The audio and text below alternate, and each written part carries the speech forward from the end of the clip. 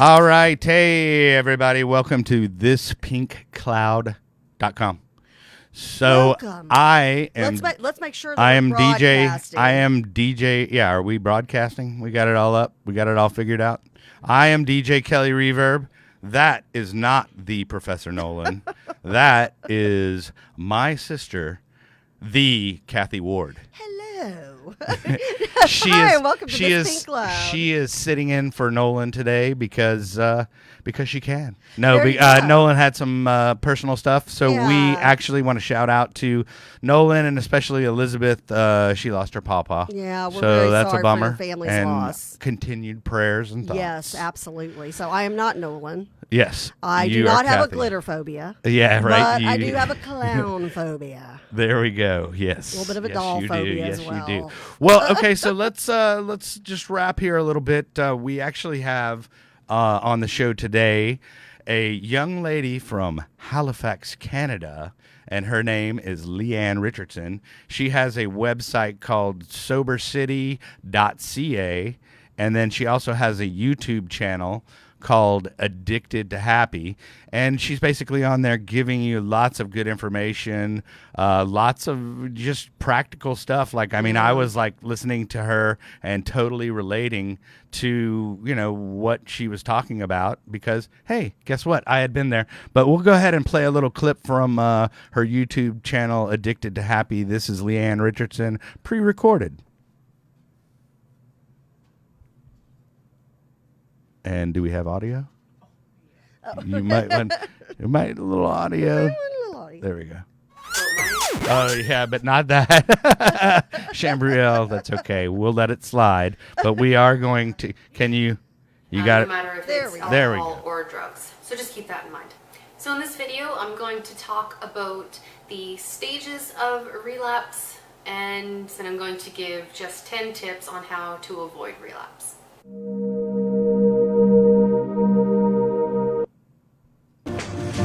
If humanity, And that goes into the commercial, so you might want to skip the ad. To track everything to its body. We use it. I love this. There we go. First, it's important to understand that relapsing is actually a process, and it's a process that could last weeks or even months. So there's a lot more to it than just the actual physical act of relapsing. So there are 3 stages of relapse. The first one would be emotional, the next is mental, and the last one is, of course, the physical, actual relapse. So I'll just go through each of the 3 stages, and I'll talk a little bit about each one. So you get the drift of it. So let's just go ahead and bring this lovely lady in live now. We've got our guest all the way from Halifax, Canada. And that was not a Canadian accent. yeah, I know. I'm gonna butcher it. I'm gonna try, and then she can try to do the "Hey y'all," that whole thing. There she is. I see her creeping into our screen slowly. And then can she see us from over here? Oh, okay. So you're just doing it blind. We're waving at you. Yeah. Just trust us. Yeah, and I even wore a nice button-down shirt for you. I opted out of not wearing a T-shirt. I was like, oh, Leanne's got her stuff together, so I might want to kind of actually step it up and look professional. Oh, that's awesome. Well, I'll see it on YouTube afterwards. There you go. There you go. And maybe even be on your channel, Addicted to Happy. Possibly. Possibly, yeah. Clips at least, yeah. There you go. Sweet. I'm all about it. So I guess let's start off with we'll just start basic. Where did your addiction start? Where did you notice your addiction to where it eventually became a problem? Sure, yeah. Well, I think for a lot of people, I mean, it started in like early teens. For me, it was around the age of 13 when I first started to drink. And I don't know if you guys have it down there, but the Rockaberry coolers, it's like that's some Canadian stuff. We have Boone. Is it? Okay. We have Boone's Farm here.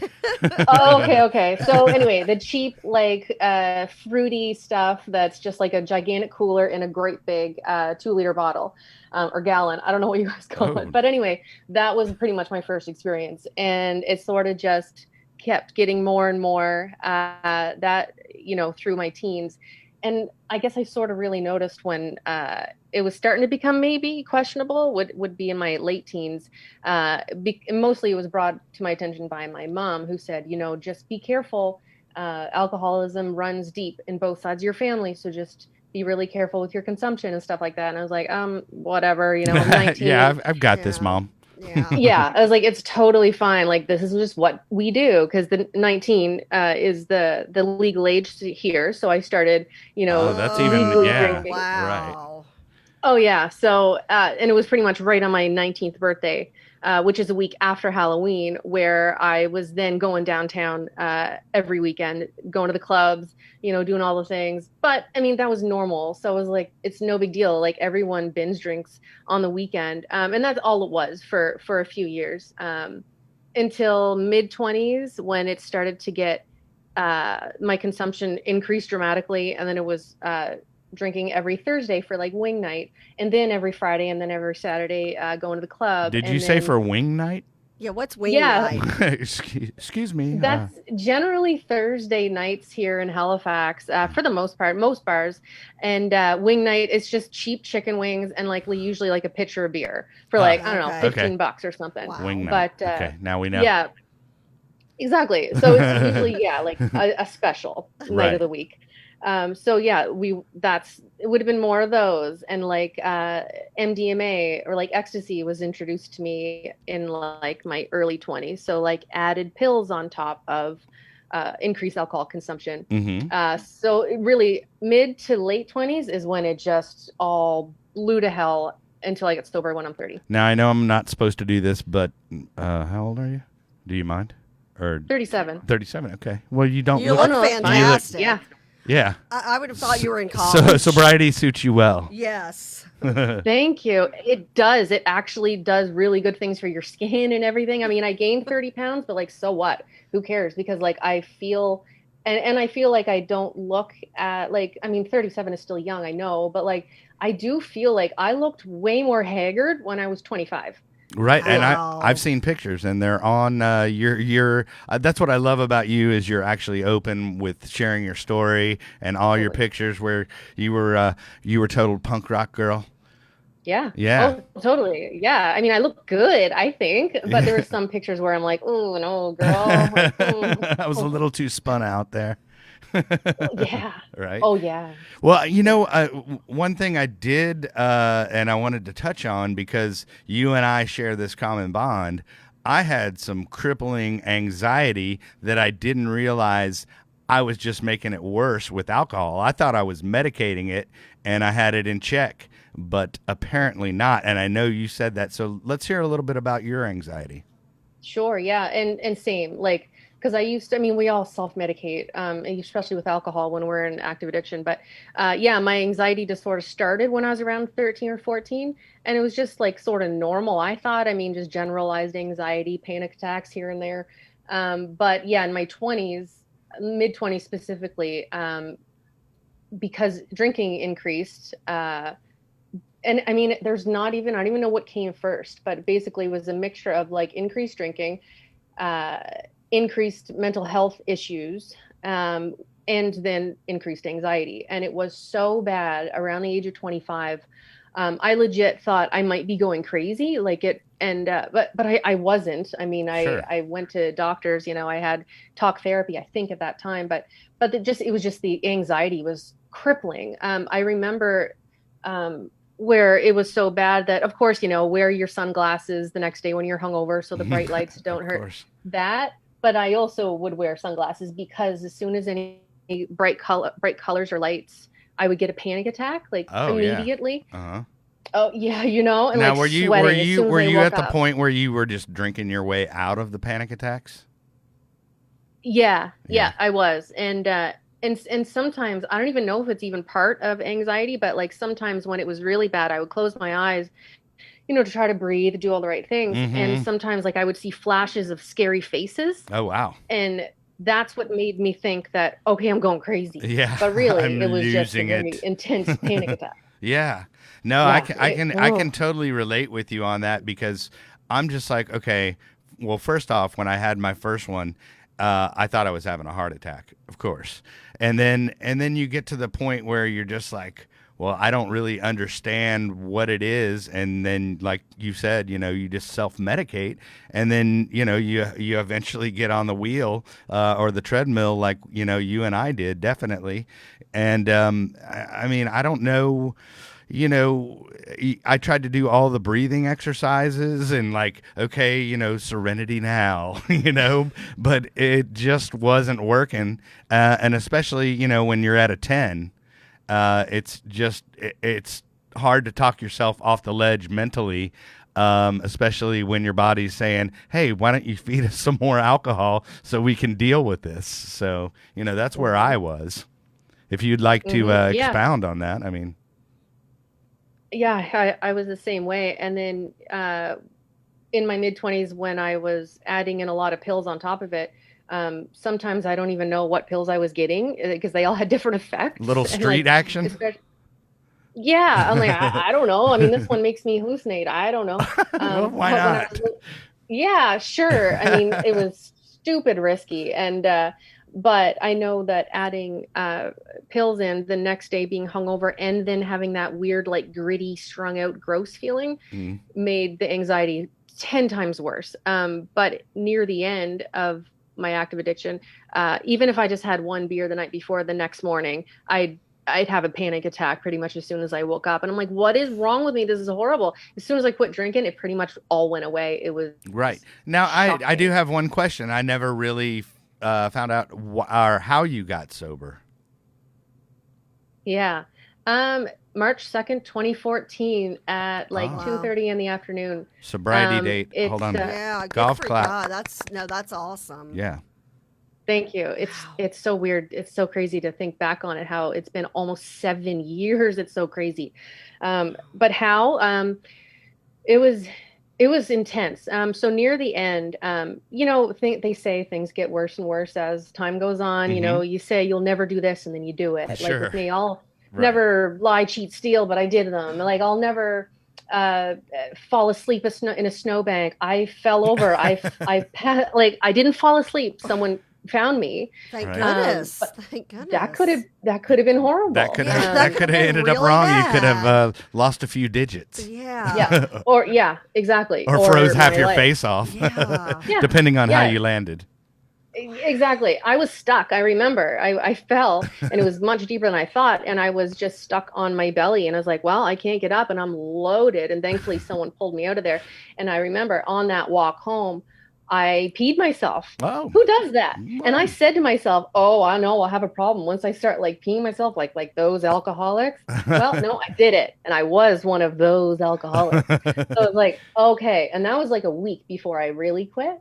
So leading up to it, I was like, girl, you're doing the things that you said in your mind you would never do. Like you're a mess. And like throwing up mid-sentence. Thing. Like, you gotta love that. That's gotta gotta attract some people. Yeah. So yeah, that was a week leading up to it, like doing all the embarrassing things. And now I'm super open because like I want people to be like, oh my God, that was me. Like it's good to hear someone else talk about it. But, I agree. So yeah, March 1st, the last night that I drank, it was just like every other night. I went out with a good friend. Nothing bad, crazy happened or anything. I had a pretty good time. But what happened to me, pretty much every time I drank, like this weird switch would happen in my head, and I'd start to get like weird, dark, demented thoughts where I would want to fight, or I'd want to self-harm, or like I would just get like in a weird mood. But no one really saw it. It was all me. I couldn't wait to go home so I could be by myself, to usually self-harm. Excuse me. And that's what I did the last night that I drank. Had a great time, got a cab home, and I got in the door, and then that switch came on, and I was like, I don't really know what I was thinking. I don't think I was suicidal. But either way, self-harm happened. My roommate came home, and I was in hysterics, but I wasn't crying. It was just I was like, I'm something gotta give, like Right. something. Now, not to pry and if you don't want to talk about it, I understand. But I mean, were you just a cutter or what as far as self-mutilation goes? I mean, Yeah, that's all it was at the end. When I was a teenager, it was other things. uh-huh. But yeah, that's what it was. It was the blood aspect is what I wanted to see. And Okay. that's what happened that night. Yeah, the last night that I drank. So, And do you think so that my was happening maybe because like, you were just so enthralled by like your addiction, or was it more of a mental thing or a combo? both, Both. totally both. Yeah. Because my mental health was so bad at that time. I Mhm. would have weekly breakdowns of like, what am I doing with my life? Because I would be homeless here and there. Mm. I'd leave one apartment and then I wouldn't have anywhere to go, so I'd have to stay on a friend's couch for a while, Mhm. and so just utter chaos happening around me, and in my own head with breaking up friendships and screwing up relationships and all that kind of stuff. Sure. So yeah, the mental aspect, like it was weighing heavily on me of like, what am I doing with my life? Mhm. I'm almost 30, and so that combined with like increased drinking Mhm. is what did it, where I was just like, I don't know, I just gotta, and I wasn't suicidal, but I think I did.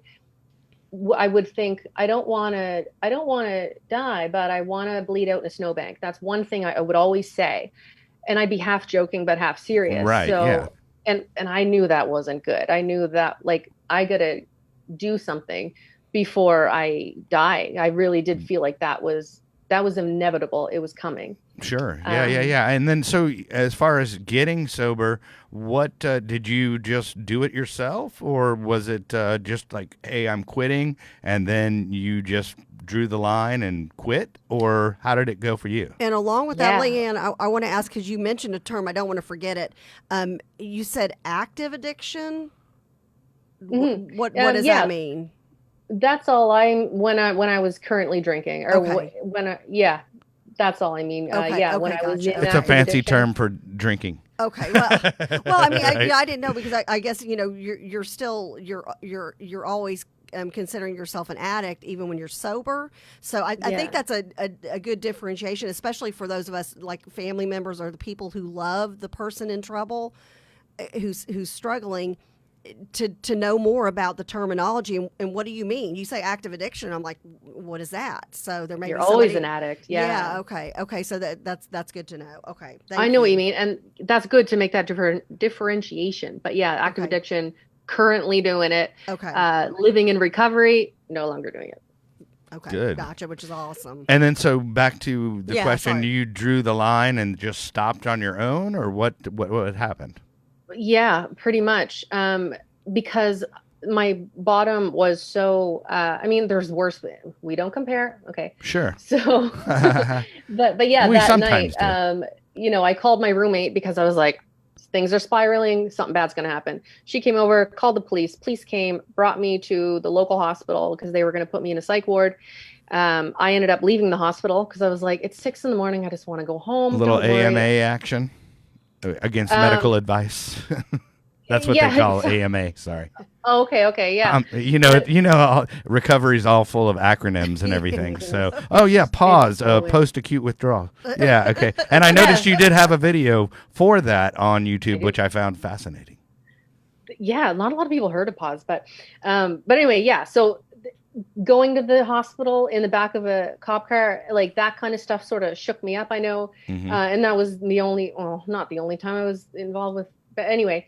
So, and then that night, and this is when you had Dusty Burrows on, he talked about sort of like a spiritual awakening or something that happened, and that sort of happened to me. Maybe your higher power going, hey, girl, yeah, I don't know. what are you doing? Exactly. Yeah, and that's what happened that night when I came home from the hospital at like 6 a.m. And then basically, like everything changed. Like it was weird. What actually happened during that weird 10 minutes, and I feel like it saved my life, and I don't know what it was still to this day. And there's lots of different theories I'm sure people could come up with, and I don't even Sure. really know my own theory. Right. Well, I mean, it was your higher self or your higher power, whatever you want to refer to that as. I mean, you definitely had some type of intervention that was maybe not of you, would you say? I would definitely say it was not, it was not me. I mean, sure, of course, yes, I have a lot to do with it. Right. It's not all because of, a third party, but yeah, like there was someone in that room with me. I was sure of it because I got home, I went in my room and I was like, okay, what a horrible night. I'll just continue again tomorrow. I didn't think it was anything different other than it was like sort of scary. And I remember I was taking photos of like my wounds basically as like evidence for my future self to be like, hey, slow down. And then suddenly I was like, someone's in my room, that, and I instantly sobered up, that feeling where you're like, whoa, someone is watching me. And it was so intense that I stopped what I was doing and I'm looking around my room. I started taking pictures around my room to see if I could capture something. You're going to get an orb or something, right? Right? Nothing came up, but I was like, someone's here. But it wasn't scary. It was like very overwhelming presence. And then went to sleep. The next morning I woke up. I was 2 hours late for work. The horrible feeling. And then I was like, that's it. That's my past. And this is the first minute upon waking is the first minute of my future. That's great. I love that. And then, I mean, did you actually like have any kind of withdrawal symptoms or anything like that after you quit? Yeah. That's when the post-acute withdrawal syndrome stuff started coming in. Okay. And it for me, and I never went to detox or anything like that. I didn't know much about it or anything. I just I started going to AA right after.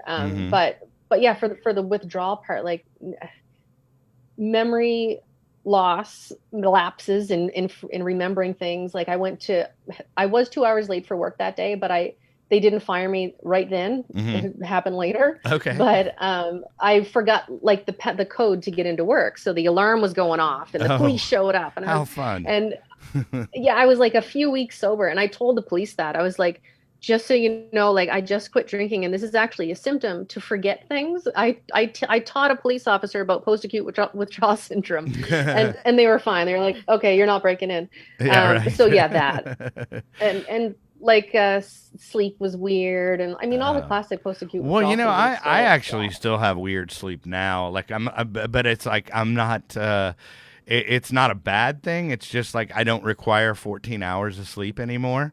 And I'm not depressed, and I'm like, oh, I got stuff to do. Let's go, man. Yeah. I'm like, I'm up with the roosters now. So, but yeah, it's awesome to be productive. Yeah, and then okay. So, as far as your sobriety, then how did you kind of maintain your sobriety, or actually stick with it? Because a lot of people make 30 days, a lot of people make 15 days, or whatever, and then they just kind of go, well, I think I've got this under control.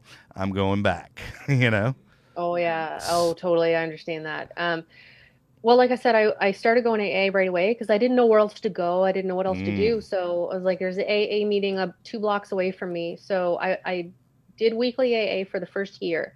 And I took advantage of all the free like resources in my province.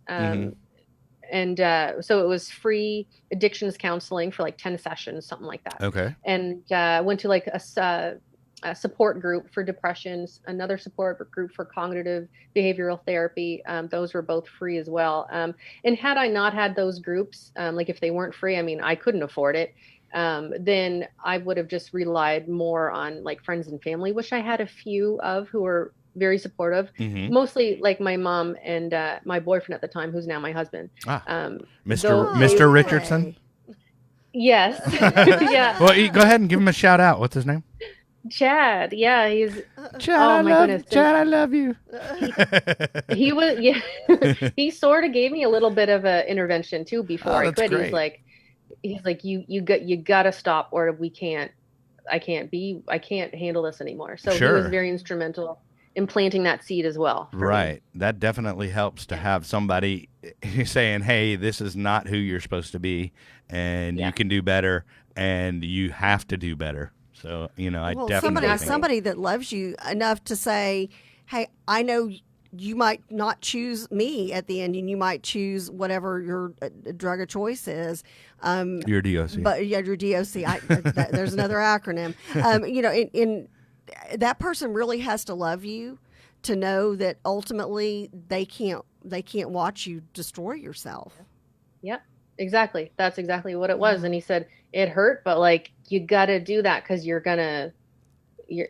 didn't know what was going to happen to me. Yeah. But yeah. Well, okay, so let's get to some of the fun stuff that you have going on now that you've become this sober overachiever. Right? Okay, so one thing, and I'll just mention them both, and then you can, follow up however you'd like. But you have a website called Sobercity.ca, which is Canada, not California, you American Yankees. But so tell us a little bit about Sobercity.ca. Sure. Yeah. So that launched January 1st, 2020. Right before I knew what was about to hit the whole world, and I was super optimistic. But basically, what Sobercity is, it's a website, it's a blog, but it's just turning into a community here in Halifax, where on the website I'll post, resources, advice, support, stuff like that, and other like good resources for people to use in the city. But the community aspect it's an alternative to AA. It's really just social, Right. For people who either just quit drinking or they're thinking about it, or who occasionally dabble in the alcohol-free life. We have weekly meetups, Zoom now. Eventually we're going to start doing in-person things again, but it's starting to spread out to be like a real community. Well, and I love that you keep on saying the word community, because that's what Nolan and I talk about all the time. Because if you surround yourself with community and other people that are sober, hey man, that's going to stack the deck in your favor for sure. I mean, and I'm sure you agree. Exactly. Yeah. So that's what I loved about Totally. your website. And then I loved your little bio that you had in there, and you were like, this is like the project that I put off forever.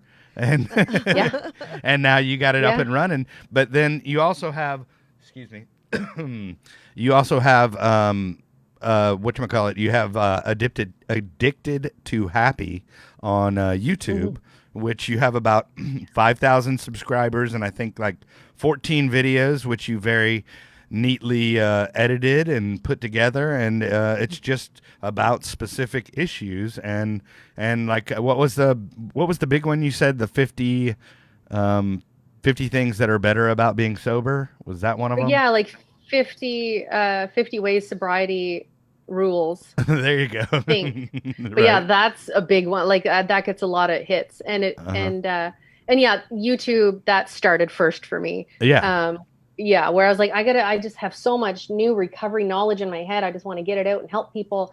So I started on YouTube, and then a few years later, I was like, I want to start helping people in my community. How? And then that wheel started going, and then I started Sobercity. Right. Yeah. And I mean, anybody all over the world, I mean, I think it's a great resource to go to your site, and it's, because I could totally relate to, half the stuff that you were saying. And I think it's a great thing. And then on tell us about the Sobercity.ca website. I mean, is there certain, besides the community aspect, is there other things that are on there, like articles or links to different webcasts like thispinkcloud.com? But is there like what? Tell us what's on there without them actually visiting the site yet. Just Yeah, there's mostly, for the most part, the blog posts are like advice articles, like how to support someone in recovery, and like how to make a sobriety toolkit, that kind of stuff, like practical advice. Okay, I want to hear about that. Yeah, what what does is that what is mean? a sobriety toolkit? That would be things to reach for when you're feeling particularly like shaky in your recovery, where Right. you're like, oh, I don't know, I know where the liquor store is, and like I'm getting my jacket on type Yeah, thing. Maybe not right. quite I that got far. you. So, But what is when- in your sobriety toolkit, Leanne? Yeah, so that, I mean, it's different for everybody, but I give recommendations on have things written down, such as why you quit. Have phone numbers written down, not just in your phone. There's something about seeing them tangibly in front of you, of phone numbers of people that you can call when you're feeling low, and just other ideas of self-care, and other like motivational things to remind yourself why you quit and why you want to stay sober, and have some tea, take a bath, do those kinds of things. So it's personalized for everybody, but it's really important, I think, to build like that toolkit right in the beginning when you're feeling good and strong, so that when you're feeling the opposite, when it doesn't, and that's what I still keep on hearing, that it it gets better with time, because I'm not gonna, I'll be forthright. I mean, I definitely still think about drinking, and I'm like, oh, I could handle that, but Kathy's like, yeah. I was like, well, no, the thing is I know Yeah. I know myself, and I know that I don't really necessarily want to take that gamble or that risk of going back to where I was, because where I was, I wouldn't wish on anybody, honestly. So yeah, exactly. And I felt that way too. Like in year 2, it was a bit like that, where I'm like, you guys, like, it's I fine. made it a year, I'm fine. Yeah. Like, it's all good. But then it does, and it really does keep getting easier and easier. And I noticed the other day that I forget what I said, something like, oh no, I'm not even thinking about drinking. But I was like, whoa, I just said that. When you said that, then you just thought about drinking. Well, yeah. Right? But it does, like, it really does keep getting better and easier. And then now I'm like, oh my goodness, no, like, please. Oh, I don't want to feel that. I don't want to drink, like, gross. Right. Like, it's yeah. weird. It starts to flip. I hear you. So does it get easier? I mean, it obviously, it's what I hear. The word on the street. That's what they say. But then you also, like AA, which up until my brother started this podcast, I had no idea about this whole sober community out there, and all the support and all the cool, fun things you can do with other, friends that you meet and other members of your community who become sober. So, but you still hear, I go back to thinking old school, that AA, one day at a time, and you'll have times even after you've been sober for 20 years that you'll think about it. You're saying just always, I think that toolkit, and I went ahead and I put the link on our Facebook feed for our audience right now and in the future who watch this show. That sounds like a really smart idea to me.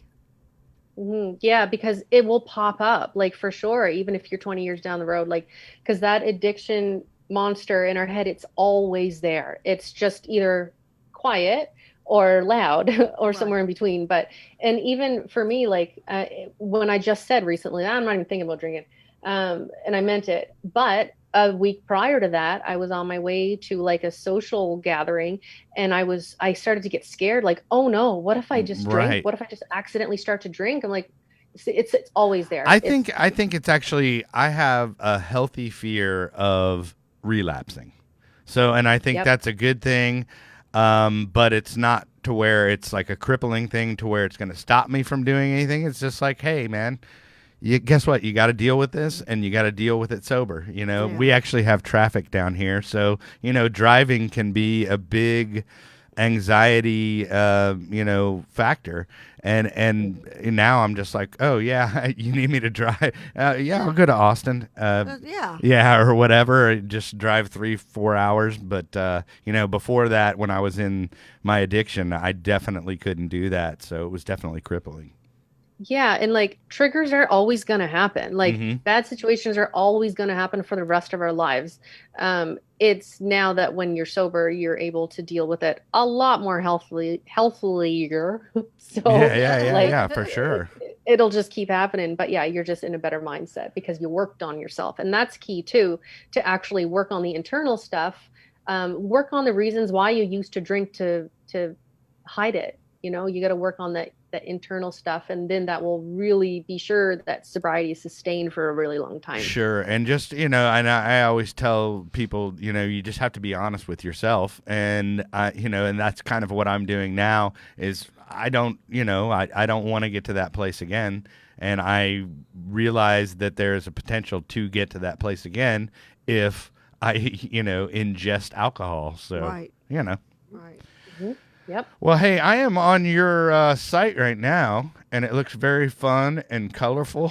And I'm looking at the shirt there, sober as frig. That's very Yes. that's very Canadian, huh? It is. I know. That's why I love did it. I'm going to have to go on there and do some Christmas shopping for myself. Yeah, for sure. I Let's- ship down to you guys too. No problem. Nice, sober as frig. I love that. Yes. What's well, first off, you're gonna have to throw in some free stickers though, so I can do the placement of the sticker on my laptop, which all the guests that we have on that have stickers, I always put the traditional sticker on there on the computer. Awesome. Yeah, you gotta have the Sober's Frig or the No Hangover Crew too. Those are my two I like favorite. that. Okay, cool. Yeah. Wow, and that's Yeah. like let's see, decals, and then what else do we have? And what go ahead. I love about you is you're very, God bless you for being able to be so open about things. I mean, you talk about recovery from a surgery that you had, and you're just like, hey, it's out here. And I went through, and a lot of times before I watch a video, I'll read the comments, and you can just tell people are just pouring out their hearts. They're so grateful that you were so open about something like that. And again, I just what a breath of fresh air you are, Leanne, that you're willing to just put it all out there. Yeah, and the surgery. And you never know who it could touch. Yeah, because I help. watched a little bit on the surgery, Yeah. and I thought that was great that you put that out there, and you kind of said, "Hey, this is how it goes," and you had a lot of thumbs up, and I think one a-hole put a thumbs down, but I was like, whatever. Who would do that? I Well, know, dude. They Hating. change. No, Hey. they change. Maybe they're just old and they need glasses like Oh, me. And that's right. Because there's no more thumbs down. It's all thumbs up. It's all thumbs up. Nice. And yeah, I feel like it's important to share. I mean, I completely understand why some people wouldn't want to because it's super personal. But for me, yeah, because that particular surgery I had, I was like, before I had the surgery, I was really scared. So I looked on YouTube to try to find other people's experiences. Didn't really find a whole lot. Mhm. So I was like, I'm doing a whole series because I want, and it helps. People reached out to me too Sure. and said how much it helped them. I was like, I'll tell you everything from gas pains to throwing up. Like, I'll tell you it. Hey, No. and to pee in my pants. It's all out there, kids. Exactly. Love it. Well, so is there anything else you wanted to plug or talk about, or anything going on in Canada? How's the COVID situation? Yeah, I mean it's fine here in Nova Scotia. You're by Oak Island. Oh, we were exactly. talking about that the other day. okay, Oak Island. yeah, Oak The curse of Island. Oak Island. We need to have you back. We need to have you back on Kelly and Nolan's show just so you can talk about the It's curse the of Oak Island. No, but we talked about it's the curse of never finding anything. I've There's never nothing seen it. there. It's Rehash Island. And how does that show? Like we're like, okay, I'm watching the same stuff 2 years later. What am I doing that they've got me hooked on this Exactly. show? Exactly. My husband and I I was was like, hooked turn too. it on. Kathy, no, it's a coin. Yeah. Oh, that's a top pocket I'm find like, right yeah, there. that's a shiny piece of dirt. Something's there. I knew something was going to be there. Yeah, no, right. it's not. It's just not. We're going to find Bigfoot before we find Exactly. Yeah. Have you seen Totally. Bigfoot? Have you seen Bigfoot? You are in Halifax, so that is Bigfoot country. Kinda. That would be more out the other side of the country where Ah. I used to live too. And I'd be like, I'm not going camping in Alberta. There's mountain lions and Bigfoot and and grizzlies. Sasquatch. That's funny. Well, I have a question. So if somebody's watching this show, and here we are, we're obviously the studio's decked out for Christmas, and I've got my early Christmas present, which is an elf T-shirt from my brother who knows me well. I love him dearly. So we're getting ready to hit Christmas and New Year's Eve, big drinking times. If somebody thinks they're having trouble, or again, if you've got a loved one you're watching have trouble, what are your suggestions during the Christmas holidays into the New Year's festivities for somebody who is struggling right now? Yeah, and I know there is a lot of people who, Especially during during the pandemic, COVID. Yeah. it's gotten worse for them. Way worse. And I know it's different depending on where in the world you are, especially in North America. I know here in Nova Scotia, we only have, I don't even know how many active cases we have right now, 15 maybe. Oh, wow. Like we get maybe like 5 new cases a day. And we're we're like super strict with everything. So our numbers are good, but we're still not allowed to gather in groups larger than 10, I think, and Okay. gyms are still closed, all that kind of stuff.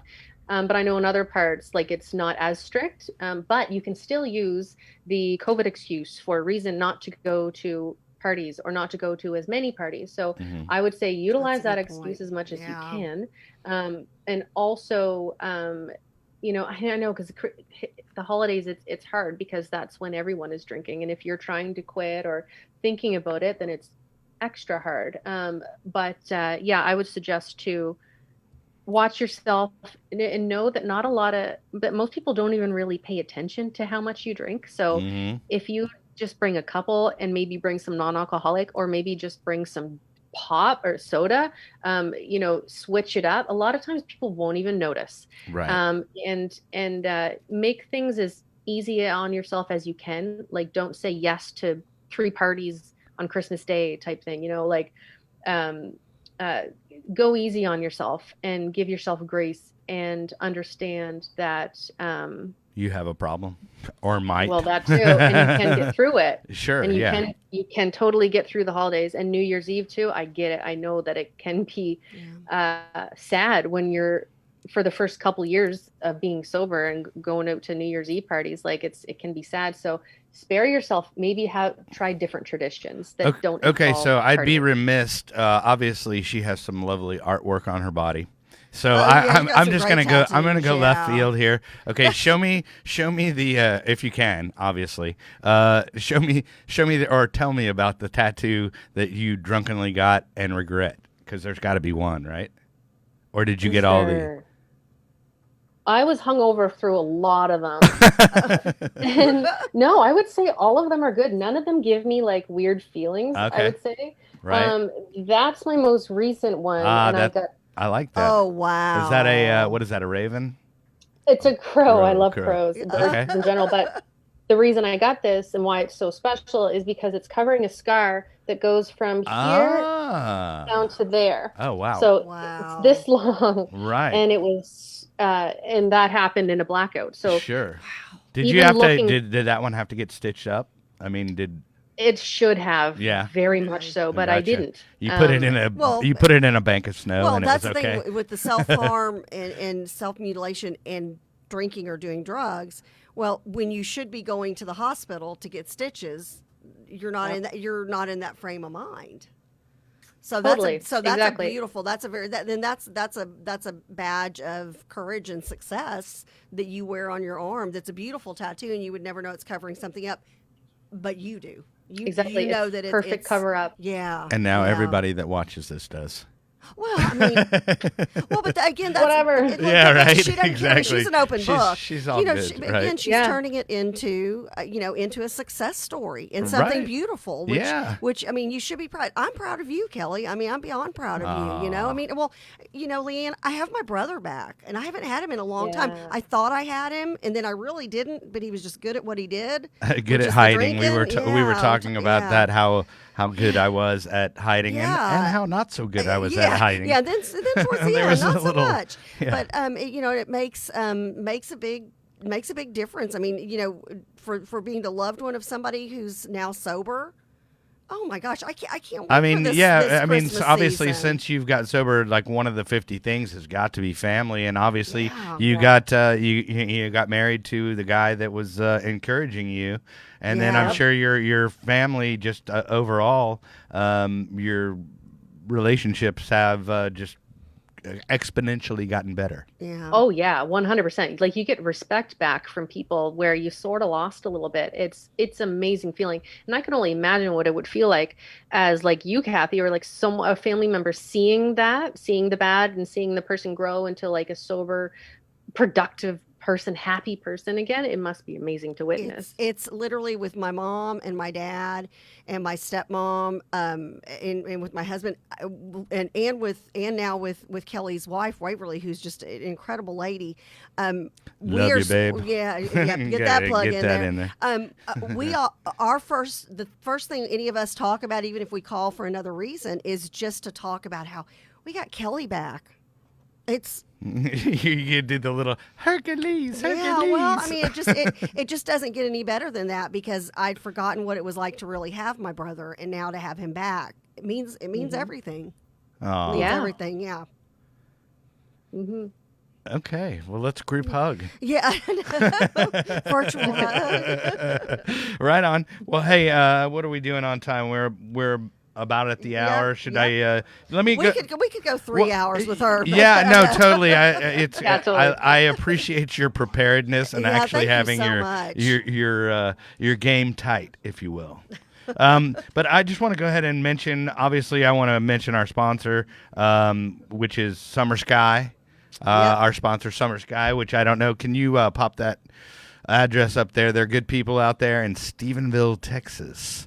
And that's actually where I got sober. And Matt Nolan. Yeah, and who's Nolan usually in and the seat. the professor Yes. as well. And then I just wanted to let you know about a couple of guests we have coming up. Actually, we have at the beginning of the year we have Dr. Robert Hernandez, which we will be talking about fun stuff like Suboxone. Yes. Well, I don't know what that What- is. what is Well, that? it's Suboxone is actually a like a narcotic that they take to get people off of opiates and Okay. heroin and all all that fun stuff. And that's a huge and epidemic yeah, out yeah, there, yeah, and yeah. that's going to be interesting. And then we also have Rick Wells from Summer Sky, and he's Oh. actually Dr. Rick Wells because Love he has it. his PhD in fitness. So we're going to talk about activities and Awesome. how sobriety, how fitness can affect your sobriety as well. Yeah. So, but other than that, so Sobercity.ca is the website, and then Addicted to Happy on YouTube. Check it out. Yeah. Anything else? Anybody you want to say hi to besides your Mr. Richardson? Oh, good. Oh, a shout out to Untoxicated Queers, which is a new group, sort of new group here in Halifax, Okay. which is around sobriety, recovery, addiction support for people in the LGBTQ plus community, and they are fantastic. But that is it.